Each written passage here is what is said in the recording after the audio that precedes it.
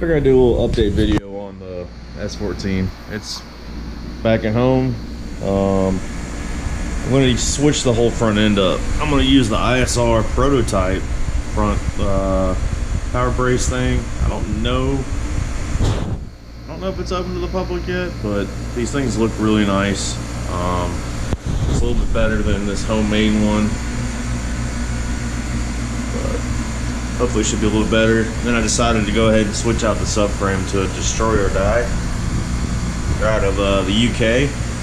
It moves your rack forward. I think it was like 15 millimeters, so it'll help your steering not to over center. This one's been cut and welded to do that, but it works. I just figured I'd get something that's more solid and actually like some R&D into it, you know. But yeah, she's still around. Waiting on the engine to show up. I'm getting it'll be a surprise. I think y'all will like it. It's gonna be a lot more stout.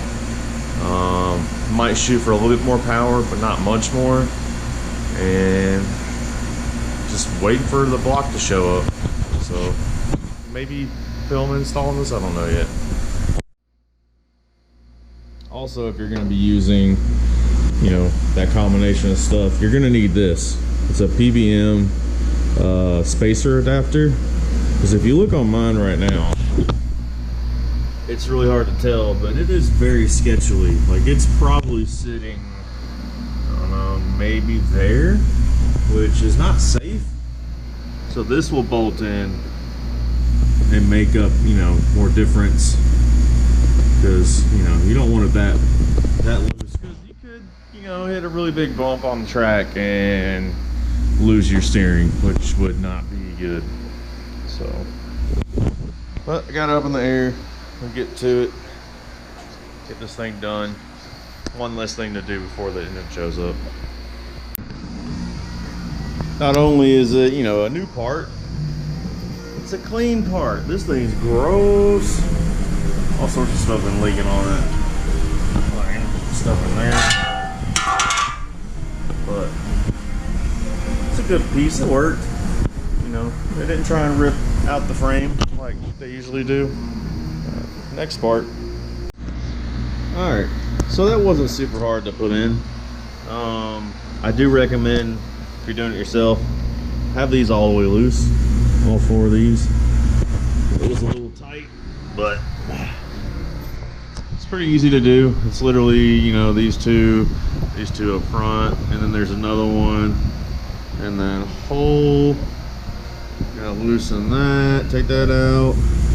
And there's two bolts up in here. If you have a sway bar, so that gold one, that'll go on that, but I don't use one. But fairly simple install. Can be done in like 30 minutes. Even with my mildly tweaked frame up there, it went on pretty easy. But definitely recommend it, better than stock. If you're really chucking your car, like really hard, these bolts will rip out of your chassis. There's two bolts. So having this braced helps tie all this stuff together so it won't get ripped out. Had a couple friends, they had to weld it right here and then had to cut this open and do some stuff. It's not the greatest, but I mean, it works. But yeah, now it's time for this other part. Wish me luck. Figure I'd do like a side-by-side comparison. Maybe that's a little better. But it looks like it's a little closer, a little more far forward than before. I might get a tape measure if I can find one and actually measure it, but should work a little better. Yeah, it's definitely a lot more forward. See, kind of look at that point to that point. Look how close that is. And then you look at this one. Yeah, this is gonna work better for sure. Like, look at that hole. than that one.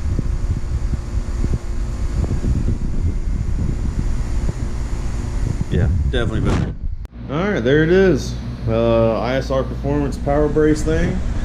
Destroyer die subframe.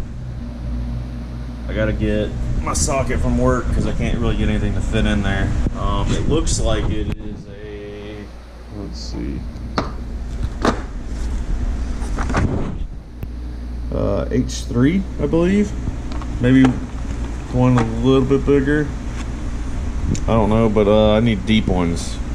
You need something like probably about that deep to tighten those bolts. But pretty fairly simple install, especially with the engine out. Yeah, definitely recommend it. It already looks a little bit better. It's kind of hard to see, but definitely going to work a lot better. But also, I did notice it has 2 bolt slots for your lower control arm. I went to the bottom one because I think that's a little bit more factory. I guess if you're going more slammed, you go to this other one. I don't really know, but pretty easy install. It took me about an hour. But if you do need like a front subframe, or you're looking into like a budget angle kit, definitely look into buying this. And like I have a light. Like on my car, I'm using the Techno Toy tuning lower control arm, the ISR angle front thrust arm, I guess you can call it, tension arm, and cut and welded knuckles, which work great. I mean, you don't have to get up, you know, crazy wise fab or stuff like that. It's cool, like it gives you a lot more angle, but this is a lot more budget friendly. You know, you can buy tie rods and stuff like that from AutoZone. I don't think you can on Wise Fab and FDF. I could be wrong, but yeah, if you like this video, like, comment, subscribe, and share. And I guess we'll see how this thing goes after my engine shows up. Peace out.